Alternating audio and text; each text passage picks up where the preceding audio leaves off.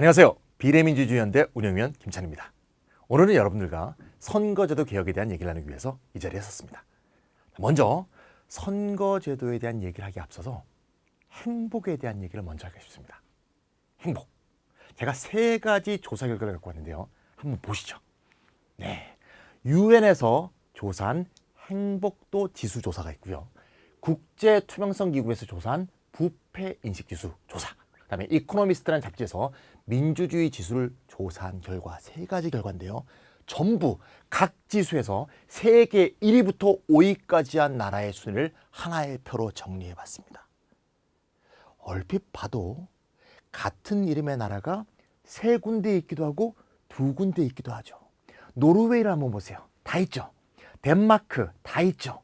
아이슬란드나 스위스 같은 나라도 두 군데 이상이 배치되어 있는 걸 알 수 있어요. 여기서 우리가 알 수 있는 결론은 행복도와 부패 상태와 민주주의 지수가 밀접한 연관관계가 있다. 이렇게 알 수가 있죠. 부패 문제와 행복이 밀접한 연관이 있다는 건 쉽게 이해할 수 있습니다.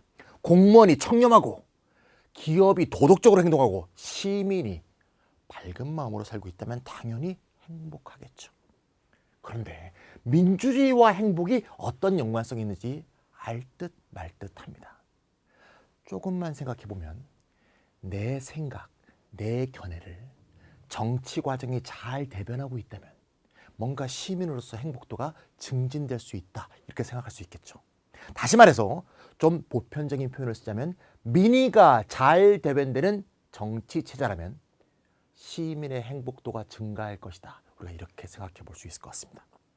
현대 민주주의는 대의제 민주주의 체제니까 결국 나의 대표가 나의 의견을 얼마나 수렴하는가, 이게 굉장히 중요한 문제죠. 나의 대표가 나의 의견을 잘 수렴하려면 잘 뽑아야겠죠. 이 뽑는 시스템이 뭡니까? 바로 선거가 되겠습니다.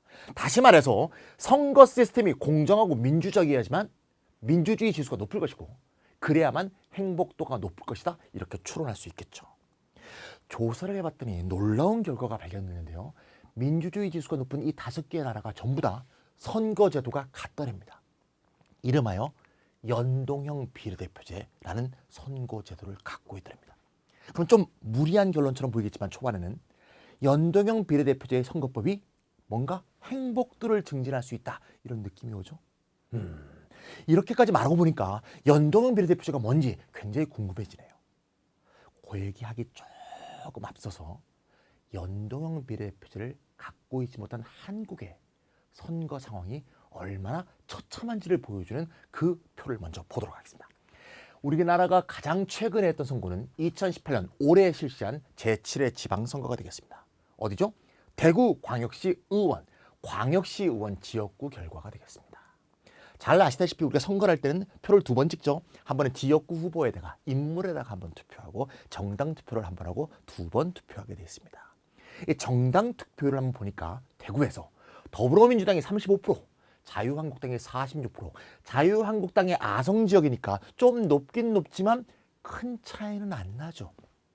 그런데 결과적으로 얻은 의석수 점유율을 비교해 보니까 16.7%와 83.3%의 차이가 생기더라.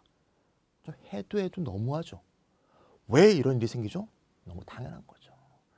지역구 중심 체제. 지역구 중심 체제는 어떻게 있죠? 우리나라 총선, 광역의회 선거 전부 각 지역구에서 1등한 후보만 당선이 되고 나머지는 전부 낙선이죠. 나머지 표는 전부 사표야. 따라서 1등 당선한 곳이 자유한국당이 23곳, 더불어민주당이 4곳이다 보니까 이렇게 기운 결과가 생긴다는 거죠. 더 황당한 당은 바른미래당입니다. 정당 득표에서 10%나 지지를 얻었는데 표가 한 석도 없습니다. 너무너무 처참하고 비례성이 보장되지 않는 처참한 선거라는 걸 알 수가 있죠. 네, 비교해보면 말이죠. 서울특별시 의원 지역구 결과 한번 비교해볼까요? 서울특별시 의원은 거꾸로 되어 있습니다.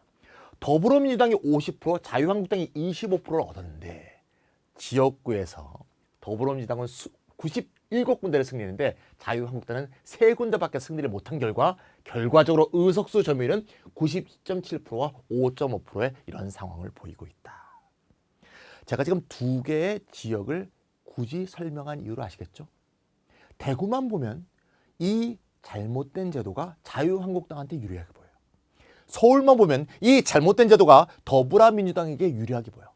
제가 얘기하고 싶은 거는 어떤 제도가 어떤 정당한테 유리하냐 이걸 말씀드리고 싶은 게 아니고 유불리와 상관없이 매우 황당한 선거제도라는 걸 말씀드리고 싶습니다. 우리나라는 정당 투표를 하게 되면 정당 득표율에 따라서 의석을 배분하는 제도가 있긴 있죠. 그걸 비례대표제라고 하죠. 바로 요겁니다. 척 봐도 알다시피 너무 의석이 적죠. 서울시 광역의원으로 볼 때 지역구는 100석인데요. 비례대표는 9석밖에 안 돼. 너무 적어. 총선도 마찬가지예요. 300석 중에 47석밖에 없어. 따라서 이러한 기형적 선거제도가 발생하는 이유는 첫 번째, 비례대표 수가 너무 적어. 두 번째는 또 뭐냐? 여기서 많은 사표가 생겼겠죠? 자유한국당이 2등, 3등으로 떨어진 곳이 한두 군데가 아닐 거야. 엄청난 사표가 발생했는데 아무리 정당별 득표율대로 비례대표를 나눈다고 하더라도 이미 발생한 사표를 보정하거나 보완할 방법이 없죠.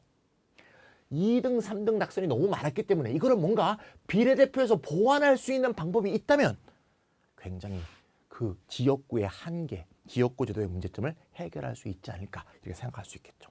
다시 말하자면 우리는 두 가지 문제를 갖고 있는데요. 비례대표가 너무 적고 두 번째는 지역구와 전국구인 이 비례대표가 따로 노는, 이걸 어려운 말로 병립형이라고 하는데요. 따로 노는 이런 두 가지 문제를 갖고 있다. 따로 놀지 말고 두 개를 연동시켜서 하는 연동형 비례대표제가 필요하다. 이런 결론에 도달할 수가 있겠죠. 연동형 비례대표는 어떻게 하는 거냐? 아주 간단합니다. 간단한 하나의 예를 들어보면 말이죠. 100석이 있는 어떤 나라의 선거라고 봅시다. 정당은 A, B, C, D 4개의 정당이 있고요. 100석 중에 50석은 지역구, 50석은 비례대표다. 이렇게 한번 생각해 봅시다. 이때 정당별 득표율이 A 정당, B, C, D 정당이 이 정도의 득표율을 보였습니다. 그럼 어떻게 하는 거냐? 먼저 정당별 득표율대로 총 의석수를 먼저 정합니다. 총 의석수와 정당별 득표율이 일치하도록. 이해 갔죠?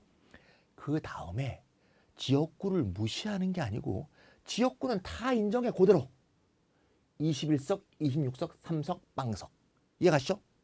잘 보면 알 수 있듯이 정당별 득표율은 A가 더 높은데 지역구에선 B가 더 많이 승리했어. 그럼 누가 더 사표가 많은 거야?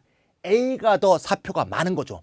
2등, 3등 낙선한 게 훨씬 많은 거죠. 그러면 더 낙선을 많이, 즉 사표가 더 많은 곳에 정당별 득표에 따른 비례대표 의석을 더 주는 거죠. 어떻게 더 주냐? 득표율에 따라서 나눠진 전체 의석수에서 지역구 의석을 뺀 나머지 의석을 비례대표로 배정하는 것이 되겠습니다. 그러면 B는 26개의 지역구를 얻었으니까 37 빼기 26, 다시 말해서 비례대표가 11석이 되게 되겠죠. 잘 보시면 지역구도 그대로 인정하는 동시에 지역구 의석과 비례대표 의석이 서로 연동돼 있죠. 사표가 많으면 비례대표가 늘고 사표가 적으면 비례대표가 줄고 결과적인 최종 의석은 정당별 득표율과 일치하게 돼 있는 이런 기묘한 제도, 아주 훌륭한 제도, 이게 바로 연동형 비례대표제가 되겠습니다. 자, 지역구 후보가 전혀 없는, 지역구 당사자가 하나도 없는 D도 5%의 지지를 얻었기 때문에 비례대표에서 5석을 얻어서 자기의 지지율대로 의석을 나눌 수가 있는 분배 구조가 되겠습니다. 아까의 처참한 한국제도에 비해서 매우 합리적이라고 볼 수 있죠. 또 하나 중요한 점은 우리가 지금 하고 있는 선거 방식을 전혀 바꾸지 않아도 됩니다. 그냥 지역구 후보 뽑고 정당별 투표 뽑는 그 방법을 그대로 해도 배분 방식만 바꾸면 지금보다 훨씬 합리적인 방식으로 바꿀 수 있다는 점, 이게 연동형 비례대표제의 장점이다, 이렇게 말할 수가 있습니다. 자, 들어보니까 좀 환상적으로 보이나요? 설득력이 있나요? 공상적이라고 생각하시는 분들은 이미 이렇게 실시하고 있는 나라가 있다는 걸 말씀드리면 좀 위안이 될 것 같습니다. 연동형 비례대표제는 나라마다 다 제도가 다른데요. 이와 똑같은 제도를 하고 있는 나라가 어디냐? 바로 독일이 되겠습니다. 독일이라는 정치 선진국의 방법과 똑같은 방법입니다. 우리로서는 선거 방식을 전혀 바꾸지 않고 우리의 선거 체험 방식을 바꾸지 않고도 충분히 합리적인 선거 제도를 만들 수 있다. 이미 실시하고 있는 나라가 있네요. 또 이건 저만의 생각이 아니고 선관위도 이미 그런 생각을 하고 있습니다. 2015년 2월에 중앙선관위가 연동형 비례대표제로 선거제도를 변경하자고 이미 제안한 적이 있습니다. 과거 정부 시절에. 그러면 이미 하는 나라도 있고 우리가 쉽게 쉽게 바꿀 수도 있고 또한 그것이 민주주의를 높여서 행복을 높여주는 길이라면 마다할 이유가 없지 않겠습니까?